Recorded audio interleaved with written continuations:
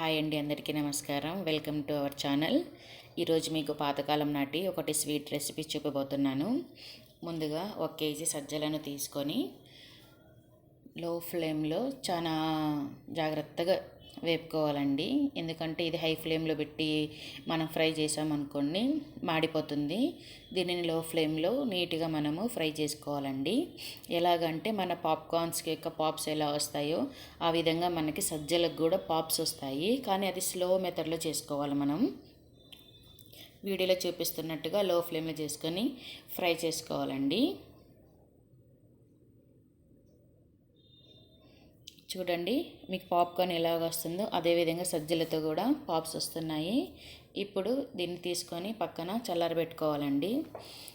ఇప్పుడు ఒక mixie jar తీసుకొని అందులో కొద్దిగా కొబ్బరి ఇలాచి వేసుకొని కోర్స్గా బ్లెండ్ చేసుకొని పక్కన పెట్టుకోండి.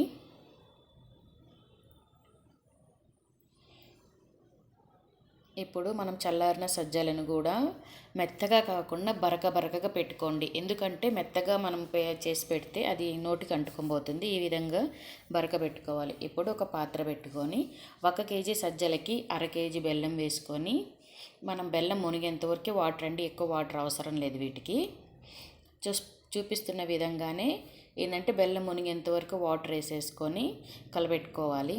దీనికి ఏమీ మనకు అరిసెలలాగా గట్టి పాకం అవసరం లేదండి, జస్ట్ తీగ పాకం వస్తే సరిపోతుంది.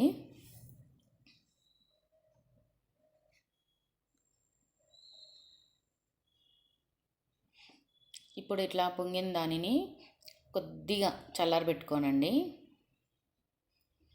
ఒకసారి చెక్ చేద్దాము.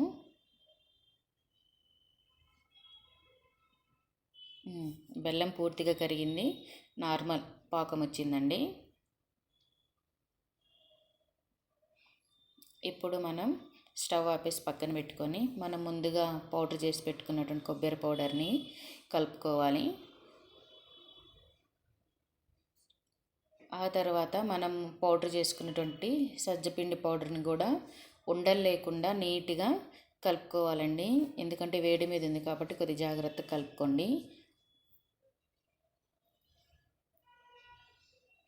ఇది చల్లగా అయిపోతే కొద్దిగా గట్టిగా అయిపోతుందండి. కాబట్టి మనం వేడి మీద ఉన్నప్పుడే ఫాస్ట్గా కలిపేసుకోవాలి.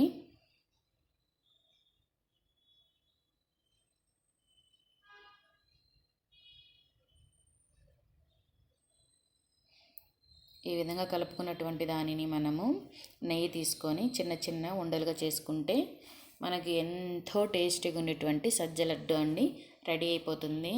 లిటరల్లీ అండి, ఎంత బాగుంటుందంటే లడ్డు అంత బాగుంటుంది. ఒకసారి మీరు కూడా ట్రై చేయండి. మీ ఇంట్లో ట్రై చేసి నాకు మెసేజ్ పెట్టండి. మీకు కానీ నచ్చితే కానీ లైక్ అండ్ కామెంట్ చేయండి. ఇప్పుడు కొద్దిగా చల్లారి పెట్టుకునే దానిని మా పెద్దమ్మ చిన్న లడ్డు కాకుండా, అంటే మన సైజు తగ్గట్టుగా మనం లడ్డు చేసుకోవాలండి. కానీ మా పెద్దమ్మ కొద్దిగా పెద్దగా చేస్తుంది. ఆవిడ ఏది చేసినా కాదు, కొద్దిగా పెద్దవే చేస్తుందండి. కొద్దిగా నెయ్యి అప్లై చేసుకొని చిన్న ఉండల్లాగా చేసుకోవాలండి. అంతే, మీరు మీ సైజు తగ్గట్టుగా పెట్టుకోండి. అలాగే ఈ లడ్డు మనకు 1 మంత్ వరకు స్టోర్ ఉంటుందండి. ఇది చిన్నపిల్లలు కానీ పెద్దలు కానించి అన్ని ఏజ్ వారికి పర్ఫెక్ట్ స్వీట్ అండి. మీరు కూడా ఒకసారి ట్రై చేయండి. ఒకసారి మా తమ్ముడికి తినిపించి ట్రై చేద్దాం మనం. చూడండి, ఎంతో యమ్మీగా ఉంది. షాహిద్, కమ్.